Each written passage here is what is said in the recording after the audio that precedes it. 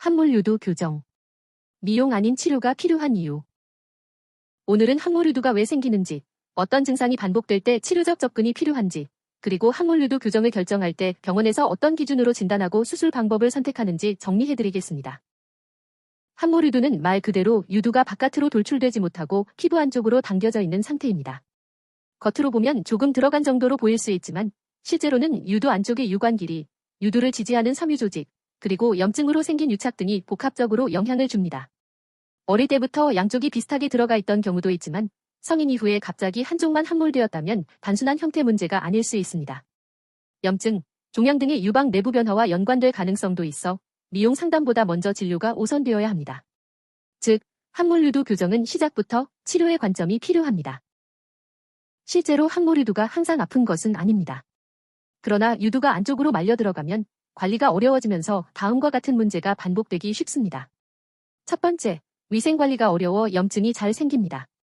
유두가 들어간 주름 사이로 분비물이나 각질, 피지가 쌓이기 쉽고 세균이 증식하기 좋은 조건이 됩니다. 냄새, 가려움, 진물, 반복 염증으로 이어질 수 있습니다. 두 번째, 수유 계획이 있다면 기능 문제가 됩니다. 유두가 충분히 돌출되지 않으면 아기가 젖을 무는 것 자체가 어렵고 억지로 시도하다가 유두 상처나 유선염으로 이어질 수도 있습니다. 세 번째, 반복되는 찌릿한 불편, 속 통증으로 이어지기도 합니다. 함몰유두는 내부 조직이 당겨져 있는 상태로 해석할 수 있습니다. 물론 모든 통증이 함몰유두 때문이라고 단정할 수는 없지만 불편이 반복될수록 치료적 접근을 고려하게 됩니다.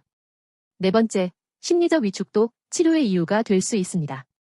외형적 컴플렉스가 장기간 지속되면 대인관계, 자신감, 불안으로 이어질 수 있습니다.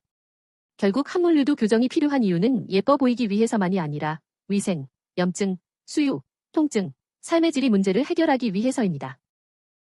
함몰유도는 보통 3단계로 설명합니다. 1단계는 손으로 당기면 비교적 쉽게 돌출되고 유지도 되는 편이고 2단계는 손으로 당기면 나오지만 시간이 지나면 다시 들어가는 상태를 말합니다. 3단계는 손으로도 잘 돌출되지 않고 깊게 고정된 상태입니다. 1단계 일부에서는 생활관리나 보조기구로 호전되는 경우도 있지만 이 3단계에서는 구조적 원인이 뚜렷해 함몰유도 교정을 치료적으로 접근해야 합니다. 함몰유도 교정은 유두만 바깥으로 꿰매서 빼내는 것이 핵심이 아닙니다. 중요한 건 유두를 안으로 잡아당기는 원인을 풀어주는 것입니다. 유관보존법은 유두를 당기게 만드는 섬유 조직을 풀어주되 모유가 지나가는 길인 유관을 최대한 보존하는 방식입니다.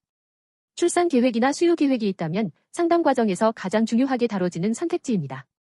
다만 함몰이 심하고 유착이 강한 경우에는 재발 가능성이 상대적으로 높아질 수 있어 수술 전 진단과 설명이 충분해야 합니다. 유관절제법은 함몰 정도가 심하거나 유두를 당기는 구조가 강한 경우에는 유관 자체를 절단해 당김을 확실히 줄이는 방식이 고려될 수 있습니다. 재발 가능성은 낮아질 수 있지만 이후 모유 수유에는 제한이 생길 수 있어 개인 상황에 맞춘 결정이 필요합니다. 즉, 함몰유도 교정은 누구나 같은 방식이 아니라 함몰 단계, 유착 정도, 수유 계획, 조직 상태를 종합해 수술법이 달라집니다. 이 과정이 바로 치료 목적의 핵심입니다. 함몰유도 수술을 고민할 때 흉터 질문이 가장 많습니다. 일반적으로 함몰유도 교정은 유두 주름선 주변으로 미세 절개를 통해 진행되는 경우가 많아 시간이 지나면 비교적 눈에 띄지 않게 정리되는 편입니다. 다만 중요한 점은 절개가 작다는 것이 관리가 필요 없다는 뜻이 아닙니다. 수술 후 일정 기간은 유두가 다시 말려 들어가지 않도록 고정, 드레싱, 압박 회피가 중요하고 흉터 연고나 테이프 등 기본 관리만 잘해도 회복 과정이 훨씬 안정적입니다. 함몰유도 교정에서 흉터와 재발을 줄이는 포인트는 결국 수술과 사후 관리입니다.